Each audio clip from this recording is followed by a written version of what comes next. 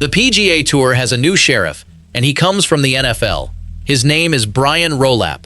He brought a rulebook with him, and one rule stands above the rest. Every player must compete in at least 15 events per season to keep their full membership. It sounds simple. It sounds fair. But there is one problem. The face of the tour, Rory McIlroy, is not going to reach that number. Right now, Rory has played 9 events. Even if he adds a few more, the math says he will max out at 14. One short. That is the conflict brewing behind the scenes. Rory wants to play a global schedule. He values events in Ireland, England, and Australia more than grinding through another American stop just to check a box. The new boss, however, wants compliance. He wants rules to mean something. So what happens when the biggest star refuses to follow the script? That is the question no one in the locker room can answer yet. My take? The tour is playing with fire. Do you think Rory should just play the 15th event, or is he right to stand his ground? Let me know below, and subscribe to see who blinks first. But Rory knew the rule existed. What he did not realize was how badly the new commissioner needed to make an example out of him. To understand why this matters, you have to look at the man holding the rulebook. Brian Rolapp arrived in 2026 with a reputation built in a different sport. He spent years inside the NFL, helping shape how that league operated. He came as an executive, and executives love structure and compliance. In the NFL, if a team does not show up, they get fined. If a player skips a mandatory minicamp, he gets benched. There is no negotiation. There is no special treatment. Rolapp watched that system work for over a decade, and he decided golf needed the same discipline. The difference is that NFL players are employees of franchises. Golfers are independent contractors. They own their own schedules. They choose where to play. Rolapp is trying to impose an employee model on a workforce that has operated as freelancers for 70 years. So when Rolapp took over, he started changing things. Field sizes shrank. Full field events dropped from 156 to 144 players. Smaller events went from 132 to 120. But then came the big one. The number of fully exempt tour cards was slashed from 125 down to 100. That meant 25 players lost guaranteed status. No safety net, just uncertainty. The tour said these changes were about pace of play, but the players did not buy it. Veterans like Lucas Glover called the explanation insulting. Major champion Matt Fitzpatrick backed him up, calling it pathetic that the same issue comes up every year with nothing done. They saw the real motive. This was about control, about tightening the grip on who gets to play, and then came the 15-event rule. That rule is the centerpiece of the new compliance system. Every player who wants to keep their full membership must play at least 15 events per season. No exceptions, no excuses. You have to grind. You have to commit. But for Rory McIlroy, it is a problem. Rory has already played 9 events this season. Even if he adds a few more, the math says he will top out at 14. One short. That is the number that has everyone talking. 14. One event away from compliance. One event away from keeping his membership without any drama. But Rory is not changing his schedule. He has been clear about that. He said he has other priorities now. He is 37 years old. He has won 6 majors. He does not need to prove anything by grinding through a meaningless event just to satisfy a rule. That is the tension. Rory sees the rule as a box to check. Rolapp sees it as a foundation of his new system. Rory thought the rule was just paperwork. He was about to find out how far the new boss was willing to go to enforce it. The specific events Rory has skipped tell the real story.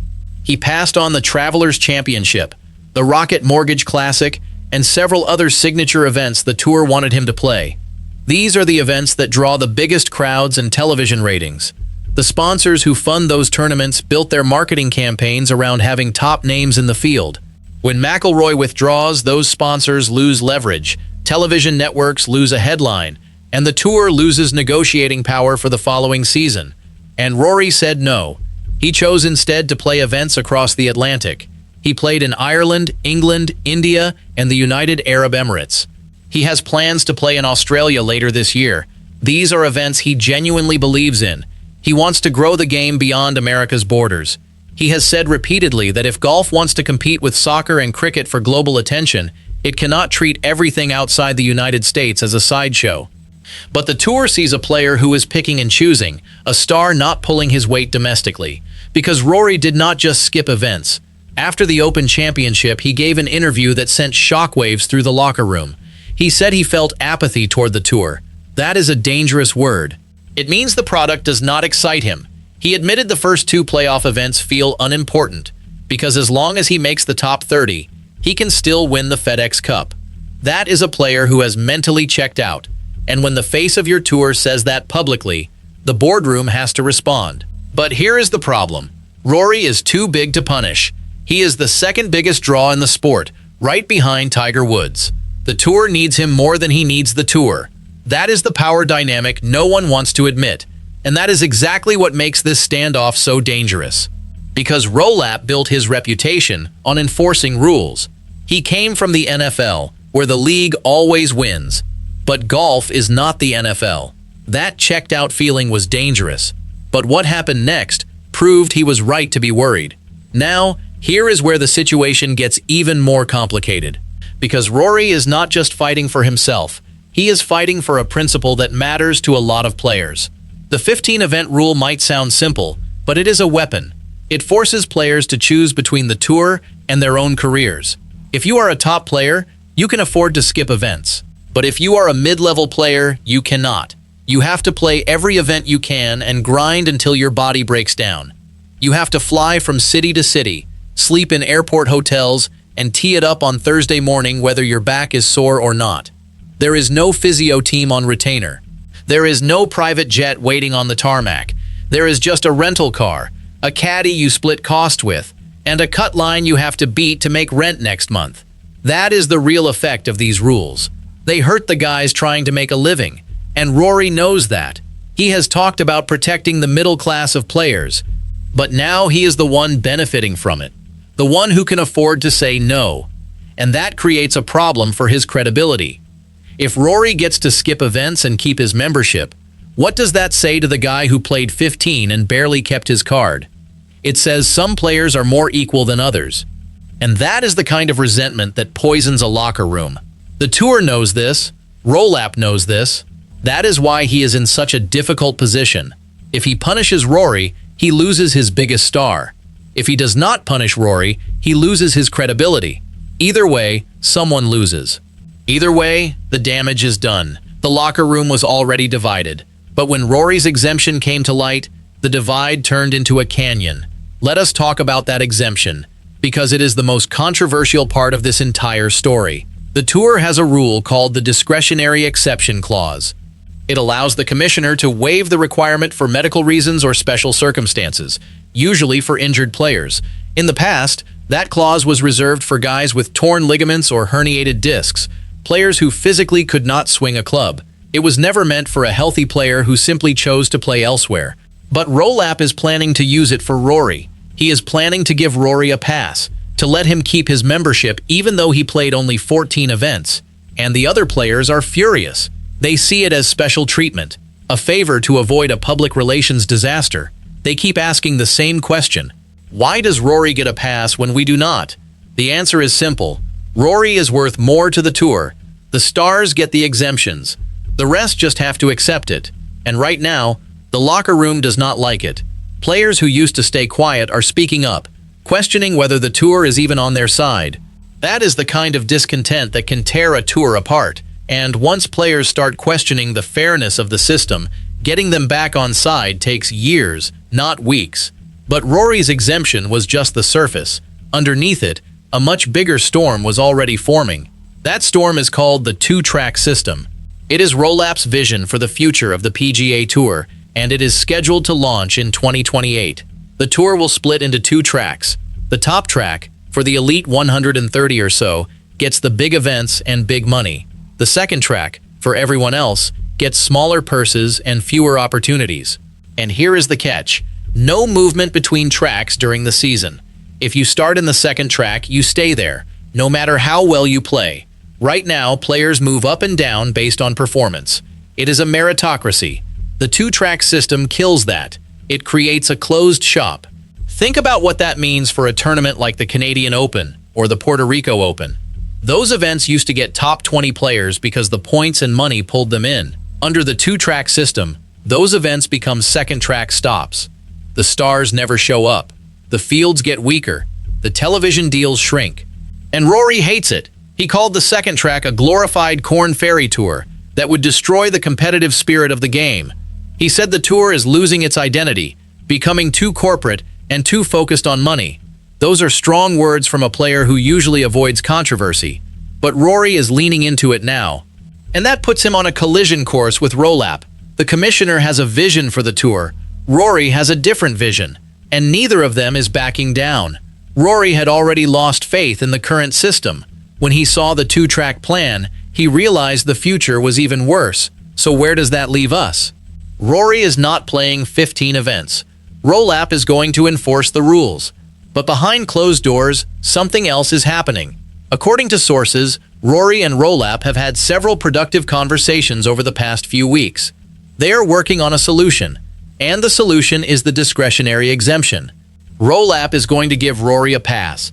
It is not official yet, but that is the direction things are heading.